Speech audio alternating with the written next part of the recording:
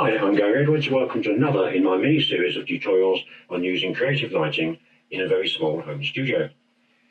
Please be sure to watch all of this short video, and please like this video, post comments about it, good or bad, and subscribe to my small channel, all of which help my videos to be seen by more people.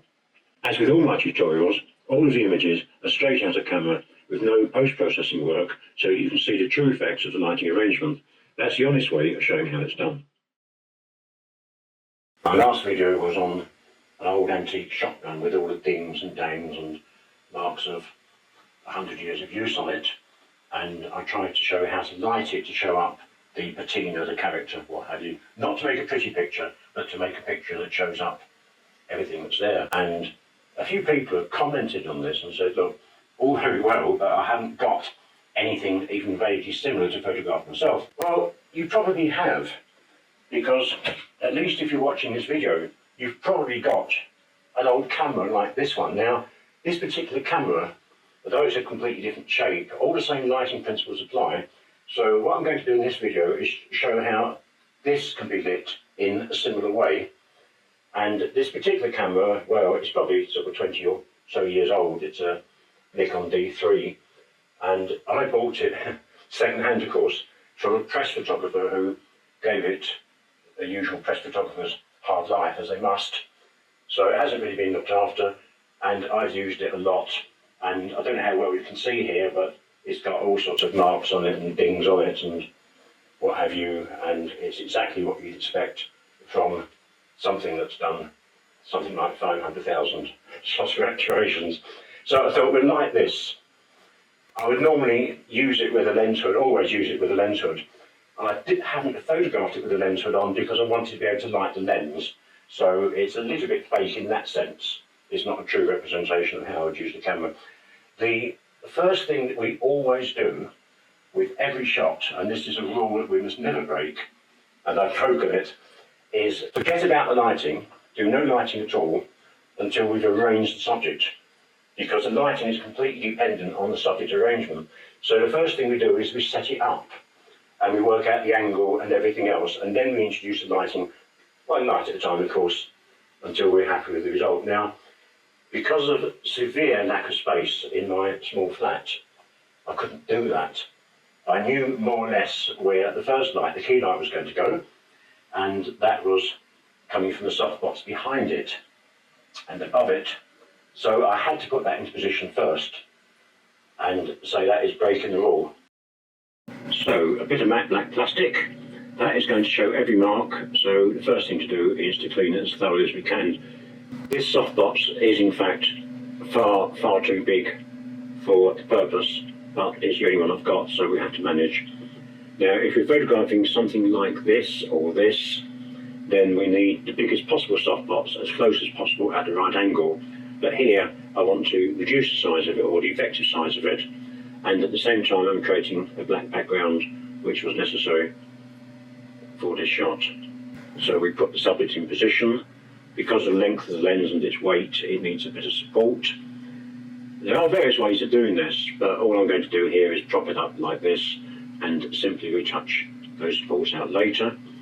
So let's take a shot, and what we have now is a shot with just the key light, which of course here is the softbox. Now, I know this looks underexposed. It's not underexposed.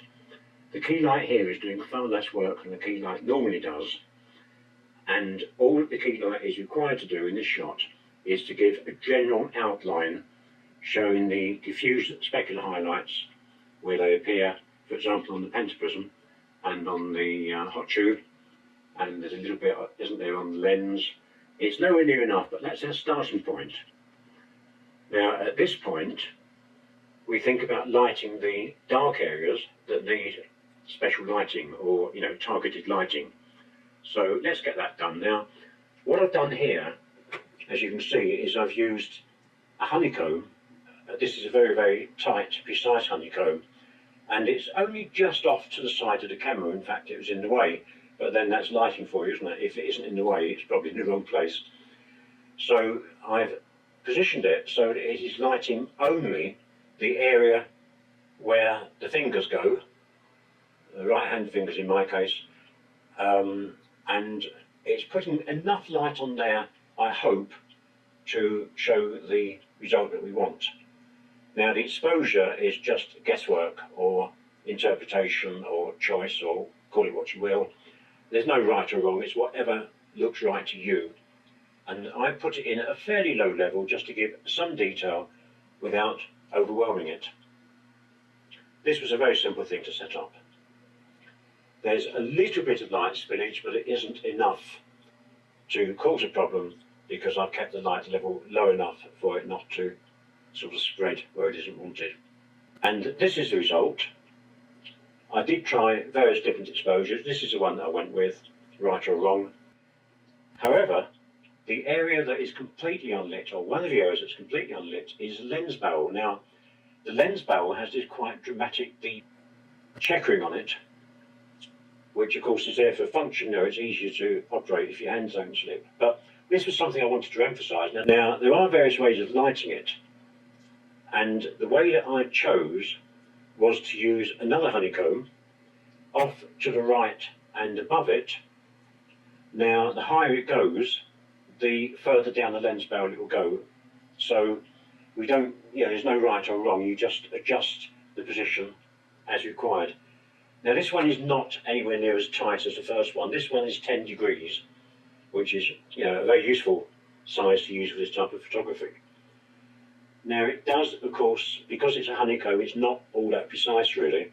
Some light will inevitably go where it isn't wanted, but because we put it behind the subject, not in front of it, the light that we don't want to show is invisible to the camera, so that's worked out okay. That's basically why we normally put a light of this kind behind the camera. Again, we can experiment, we can try different power settings, see what we end up with, see what we think works best. And here's a shot with just that light, with the other two lights now turned off. And now we can see it with all three lights. And that is almost the finished result. Okay, it's not quite the finished result because what we have now is the lens front element, which is completely unlit. Now, what we need is a light on the lens, but as you know as well as I do, the front element of a lens is convex, and light goes off at all sorts of angles. It's very, very difficult to light it by any, what I would call conventional means, simply because of its convex shape. You would need an absolutely massive light source to get the whole thing as a diffused specular highlight, and even then it wouldn't look right. The way forward, or one of the ways forward that I use all the time, is to use a lighting silk. Now, a lighting silk is basically just a diffusion material. You can use, theoretically, you can use the front diffuser of a softbox, but I don't find that they work terribly well usually, because most of them, as you get a good quality softbox, it's okay, but most softbox diffusers are too thin and they don't really diffuse the light as well as they should. The manufacturers try to save a few pennies by using cheap materials, and they're usually not big enough. You'd be surprised at how big they need to be. The silk of my personal choice, most of the time, it's not the only way of doing it, but my preferred method is normally to use a shower curtain. But I didn't do it on this job because, again, I ran out of space. It takes up a lot of space and the angle has to be spot on, and I just couldn't do it. Now, what I'm proposing to do is do that as a separate video showing how to use a silk to create not a normal diffused specular highlight, but what we call a graduated specular highlight, where the lighting on the silk is uneven. But that's for the future. Either I will do it as a video, or somebody else in Talk Photography will do it. We haven't decided yet, but it will get done at some point in future, showing you how this is done. Meanwhile, I had a quick play. I played another light on it. It didn't work. I didn't think it would. It looked horrible, but perhaps as an interim measure, it's better than nothing. So here it is with that extra light. Make of it what you will. I know I'm the world's worst presenter, and I know that I'm showing or teaching a very, very niche subject that nobody's interested in. But it would be nice if more people saw these videos. So if you watch this video, please watch it on YouTube. Click the like button if you think it's okay, because that will increase its visibility to other people. If you want to make a comment in the comment section, please do. I don't care what you say. If you think it's the worst video on lighting you've ever seen, then say so. I don't care.